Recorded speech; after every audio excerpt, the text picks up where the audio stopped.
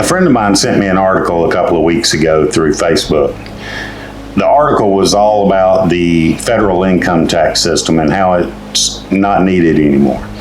It was a very good and compelling argument against the present system. One that I've agreed with for many years. Actually, if you get a chance, take a look at it. Simply Google, but who would build the roads? Anyway, this article sent me down a rabbit hole of investigations, one that I wasn't really ready for. It's the reason a video wasn't done last week. I was just too busy digging for this video. Now, my wife is an attorney and very pragmatic. I, on the other hand, will dig and then just throw it all together and say, I got no clue, here you go, figure it out. Which is not a very good trait for a seasoned 20-year investigator, but that may be why I always need an intel analyst. Kelly's answer to my query was simple. So what? They took our gold. I got the internet.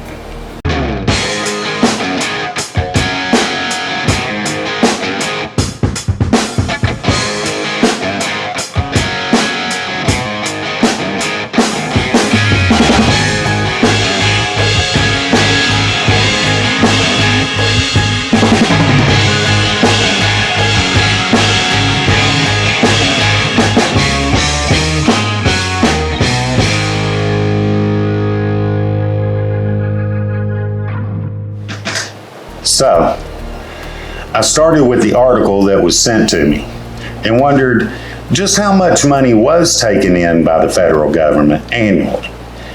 Then I saw that the federal government takes the money and then deposits it into the Federal Reserve. And then the government borrows that same money back from the Fed to pay all the different programs that it pays for. But when they borrow it back, they have to pay interest on the money that they just gave the Fed.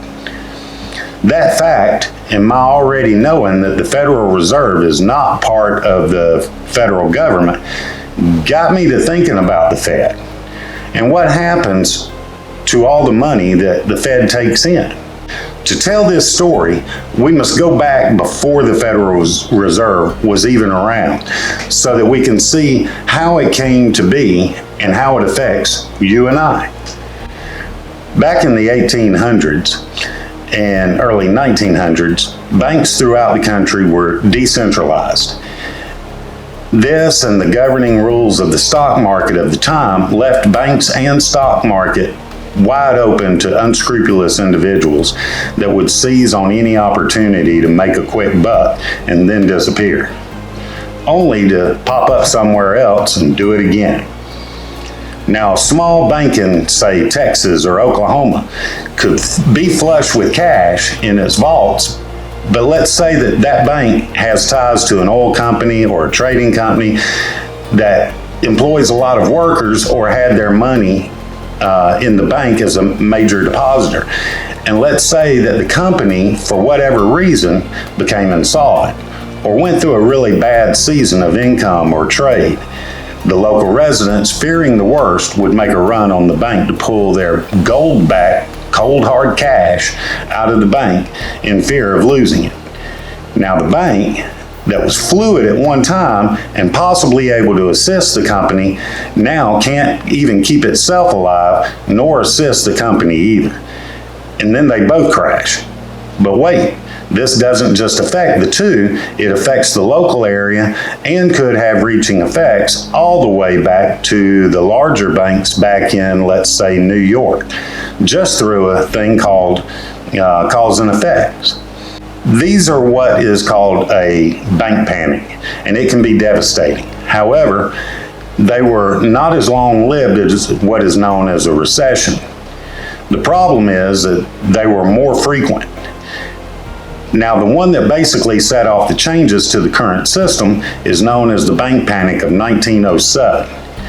You can look that one up by simply Googling bank panic of 1907. It encompassed both the banks and the stock market. With this bank scare, it initiated Congress to start looking at ways to regulate the banking industry to keep this from happening. The person put in charge of looking into this was a guy by the name of Senator Nelson Aldrich. Now, Aldrich led the passage of the Aldrich-Vreeland Act, which established the National Monetary Commission to study the causes of the Panic of 1907. He served as the chairman of that commission, which drew up the Aldrich Plan as a basis for a reform of the financial regulatory system. The Aldrich Plan strongly influenced the Federal Reserve Act of 1913, which was established the Federal Reserve System. Aldrich also sponsored the 16th Amendment, which allowed for a direct federal income tax. More on that later. Deeply committed to the efficiency model of the Progressive era, he believed that his financial and trade policies would lead to a greater efficiency. Reformers, however, denounced him as a representative of the evils of big business. Now, his daughter Abigail married into the Rockefeller family, and his descendants, including his namesake, Nelson A. Rockefeller, became powerful figures in the American politics and banking. Now, what's the Aldrich Plan, you ask? Well, I'm glad you asked that, because this is where my rabbit hole went deep, very deep. Here's what happened. In 1910, Nelson Aldrich, along with Piatt Andrew, Henry Davidson, Arthur Shelton, Frank Vanderlip, and Paul Warburg, all secretly got on a train in New York en route to St. Simon's Island for a clandestine meeting that lasted 10 or 11 days. This meeting would be held in secret by these gentlemen for over 20 years. Some reporters figured it out in as early as 1916, but the men quickly responded that it was merely a duck hunting trip. The reason that they wanted this to be kept secret was due to who the men were. Of course, there was Nelson Aldrich and his secretary Arthur Shelton, but the other men were not very well trusted by the American general public. And here's why. Henry Davidson was a partner at J.P. Morgan, undoubtedly the largest powerhouse in American banking, who actually profited from all the bank panics. J.P. Morgan had major interest in pretty much all manufacturing, such as Remington and Winchester, and most of all the railroad systems for the Western expansion. They were so distrusted that several Western states actually banned the bankers from working there. Then there was A. Piatt Andrew, who was an economics professor at Harvard University. And in January 1907, Andrew published a paper that anticipated the economic panic that hit in the fall of that year. On the strength of his paper, as well as on his strong economics education, Andrew was selected to serve on the National Monetary Commission tasked with reforming American banking system. Andrew took a leave from Harvard and spent 2 years studying the central banks of Germany, Britain, and France.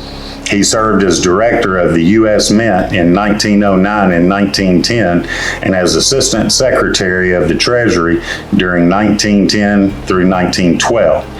Now, Henry Davidson was a key figure in this meeting, and it's widely believed that he was the push behind Aldrich calling the meeting. After completing his education, he became a bookkeeper in a bank managed by one of his relatives. And at the age of 21, he gained employment at a bank in Bridgeport, Connecticut, the hometown of his wife. Now, 3 years later, he moved on to New York City, where he was employed by the Astor Place Bank, and sometime later became president of the Liberty National Bank. Several years after that, he was involved in the founding and formation of Bankers Trust Company. In 1909, he became a senior partner at J.P. Morgan and Company. Frank Vanderlip was an American banker and journalist. He was president of the National City Bank of New York, now Citibank, from 1909 to 1919, and assistant secretary of the Treasury from 1897 to 1901. Paul Warburg, although a major factor in German finance and after frequent business trips to New York, Warburg settled there in 1902 as a partner at Kuhn Loeb and Company, where the influential Jacob Schiff, his brother's father-in-law, was senior partner. Warburg remained a partner in the family firm in Hamburg, Germany, but he became a naturalized citizen in 1911. Warburg was elected a director of Wells Fargo and Company in February 1910. He resigned in September of 1914 following his appointment to the Federal Reserve Board. Warburg became known as a persuasive advocate for central banking in America. Many of his contemporaries regarded him as the chief driving force behind the establishment of America's central bank. Russell Leffingwell, who served as chairman of J.P. Morgan, credited Warburg with doing yeoman's service in preaching the doctrines and practices of modern Central European banking. While all other friends of sound money were so occupied with battling against the free silver movement that they gave scant thought to the need for a currency reform. Harold Kellogg of the Century magazine characterized Warburg as the mildest-mannered man that ever personally conducted a revolution. This shy, sensitive man, Kellogg continued, imposed his idea on a nation of 100 million people. Now, Aldrich knew with this group of men working on the plan to overhaul America's financial system, it had to be held secret, or it just would never see the light of day. After the meeting, the plan was finished, and shortly after returning home, Aldrich became ill and was unable to write the group's final report. So Vanderlip and another gentleman named Benjamin Strong traveled to Washington to get the plan ready for Congress. Aldrich presented it to the National Monetary Commission in January of 1911 without telling them how the plan had been developed. A final report, along with legislative text, went to Congress a year later with a few minor changes, including naming the new institution the National Reserve Association. Many people, especially Democrats, objected to the version of democracy that it presented, which could have allowed the largest banks to exert outsized influence on the central bank's leadership. With a presidential election coming up, the Democrats made repudiating the Aldrich plan a part of their platform. And then when Woodrow Wilson won the presidency and the Democrats took control of both houses, Aldrich's National Reserve Association appeared to be shelved. Leaders of the Democratic Party, however, also were interested in reform, including President Wilson, and the chairs of the House and Senate committees on banking and currency, Carter Glass and Robert Owens. Glass and Owens both introduced proposals to form a central banking system based on draft legislation supported by Wilson. Now, Glass and Owen and their staffs directly consulted with Warburg, whose technical expertise was respected by Democrat and Republican politicians alike. Wilson's chief advisor, Colonel E.M. House, met with and corresponded with Warburg to discuss banking reform in general and the Glass and Owens plan in particular. Warburg never divulged his 1910 meeting at Jekyll Island. Together, these ideas formed the basis of the final Federal Reserve Act, which Congress passed and the President signed in December 1913. The technical details of the final bill closely resembled those of the Aldrich plan. The major differences were the political and decision-making structures, which was a compromise accepted by both progressive and populist wings of the Democratic Party. This plan was submitted to Congress in December of 1913 during the Christmas break, while few Congress members were actually in Washington. And within an hour of its passing, it was on President Wilson's desk. He signed it immediately, and the Federal Reserve Bank was born. Now you're probably asking, Andy, what's this got to do with taxes? After all, that's where all this started. You would be correct, it did. Well, here's where the deep end of that rabbit hole comes into play. This is the part that took so long to figure out. You remember when I said the federal government deposits every cent it takes into the Federal Reserve, then borrows it back and pays interest for the loan? That includes the money taken in from income taxes paid by you and me. And if you will also remember, I said that Aldrich also sponsored the 16th Amendment, which allowed for direct federal income tax. That's right. At the same time that the Federal Reserve was created, the 16th Amendment was created. Prior to 1913, the only time Americans paid federal income tax was during a war to help fund the war efforts. But in 1913, Aldrich wrote and pushed through the 16th Amendment, taxing every working U.S. citizen. That money then flows through the Federal Reserve and then is loaned back to the U.S. government to pay for the different items and programs that it was collected for in the first place. Only now, the federal government has to pay it back with interest. Now, once the money comes into the Federal Reserve, it is divided up and dispersed to the 12 regional banks within the Federal Reserve System, each with around 7 sub-regional banks, where it's held for emergencies such as helping a struggling member bank that has exhausted all other means of staying afloat. Keeping that all in mind, national banks such as Bank of America are required by law to be a member of the Federal Reserve System, and any state bank, being any small community bank that meets the standards, can join. Buying in is pretty easy. The stocks are $100 each, but don't get excited. You can't buy and trade these stocks. But these stocks give the member bank voting rights. The more stocks you have, the more votes you get. Let's get back to the money part though. So simply put, the money is given to the Federal Reserve and it's held for the emergencies. But that's not all. They invest it, they make loans to other countries. Think Bank of America on steroids. They fund governments, finance wars. You get the picture, all while collecting interest on every dollar. They decide how much money America has just by saying America has this much money. How can they do this? Because the American dollar is no longer backed by anything like gold or silver. It's now a debt-based system instead of a backed system.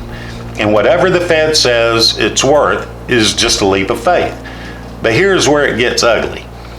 Remember when I said that the member banks buy stock? Well, not only do they get voting rights with that stock, but they also get dividends. Those dividends are paid out in an amount of stock level. A member with 100 shares gets more votes than a member with 1 share. Easy math, right? Now here's the thing. There are basically 4 banking institutions that hold the majority stock. Those would be Bank of America, JP Morgan Chase, Citigroup, and Wells Fargo. Those 4 banking groups also own a lion's share of the 4 leaders in worldwide oil: ExxonMobil, Royal Dutch Shell, British Petroleum, and Chevron Texaco. But it doesn't end there. According to the company's 10K filings to the SEC, they all are among the top 10 stockholders of virtually every Fortune 500 company. So then with that in mind, let's look at who the stockholders of these banks are. Because even though the Federal Reserve Bank is not actually owned by any one person or company, who owns the largest amount of stock gets the most dividends paid, right? So an oil industry insider with the House of Saud connections wrote in the Grim Reaper that information he had acquired from Saudi bankers cited 80% of the ownership of the New York Federal Reserve Bank, which is by far the most powerful Fed branch, by just 8 families, 4 of which reside in the U.S. They are Goldman Sachs, the Rockefellers, Lehmans, and Kuhn Loebs of New York, the Rothschilds of Paris and London, the Warburgs of Hamburg, and the Lazards of Paris, and the Israel Moses of Rome, all of which tie back to J.P. Morgan and Company, Kuhn Loebs, and the Rockefellers of 1913. And remember, Senator Nelson Aldrich, he's the father of Abigail Nelson Rockefeller, so it all ties back together. Except does it? There's one more piece to that puzzle, a piece that touches every single central bank in the world, a piece that has touched those central banks since the very beginning, a piece that created the very first central bank and has been instrumental in creating each one, the Rothschild family, a wealthy family descending from Mayer Rothschild, 1744 to 1812, who established his banking business in 1760s. Unlike most previous court factors, Rothschild managed to bequeath his wealth and established an international banking family through his 5 sons, who established themselves in London, Paris, Frankfurt, Vienna, and Naples. During the 19th century, the Rothschild family possessed the largest private fortune in the world, as well as in modern world history. It is unknown how much the Rothschilds are actually worth today, but some estimates by MSN go as high as $700 trillion. So the Aldrich proposal, which became the Glass-Owen proposal, establishing the Federal Reserve Bank, Aldrich then sponsored the 16th Amendment, creating the direct income tax, which is then deposited into the Federal Reserve and then loaned out with interest back to the U.S., and with which now pays dividends to the 8 richest families in the U.S., the companies whose major stockholders is the Rothschild family. Now, I'm not saying that a central bank isn't needed, but the very animal that it created is the very animal the Democrats in 1913 were afraid of. The very system that the American public wanted to stay away from in 1913, until it was sold to them by a different name, a name that sounded more like it was a branch of the U.S. government. If you ask 10 people out on the street today if the Federal Reserve is a federal institution, probably 7 would say yes.